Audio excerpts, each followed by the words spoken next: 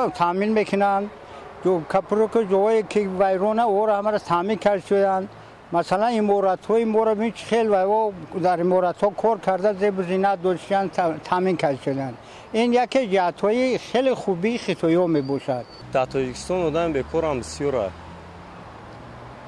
ممکن میان آدمای تاجیک کار نمیکنن. با فکر ما خوب نیست. بسیار کارهای ساختمانی را آنها میبرند در وقت آزمایش. از همین حساب نرخ‌های پست پیشنهاد میکنند. صفت کاریشون نظر به دیگر صفت کمتر بالاتر به حساب میرود، لیکن در اصل میبینیم که تیز از کار میبراید. فکر میکنم که کارگرای محلی اگر جلب کنیم اگر اون بهتر میشود. هر چی که خوب است یا بد است وابسته از زیادی آن است. اگر معیار باشد خوب است، کمی بد هم لازم نیست، چون که حاضر وابسته از چی است میگن که ترقیات اقتصادی ما وابسته از خطایا هستند. ما باید امکانیت بدیم که اونا کار کنن. Вы знаете, я их не вижу. Если даже они наплывают, тот, кто их зовет, тот и берет.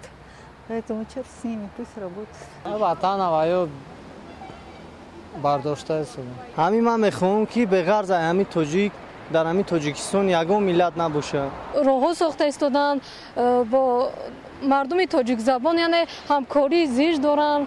Ин муносибати дӯстист ки яъне зиёд шуда истоданд. Я на самом деле достаточно нормально отношусь к ним, потому что я не считаю, что это как-то грозит культуре или чему-то, таджикам вообще. Я думаю, это нормально, и плюс это хорошие инвестиции, и пусть приезжают, пусть будет культурный обмен, и они что-то нам хорошее добавляют, и мы им. Но чрезмерно, мне кажется, это на самом деле, это уже как бы чересчур, и стоит как-то с этим бороться.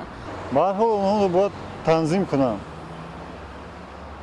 Барой он ки ходи аҳолии Тоҷикистон ҳам қувваи коргариаш ҳам ба кор ниёзманд аст. Ба фикри ман пеш аз ҳама ҳар як давлат бояд манфиатҳои миллии ҳамон давлатро ҳимоя кунад.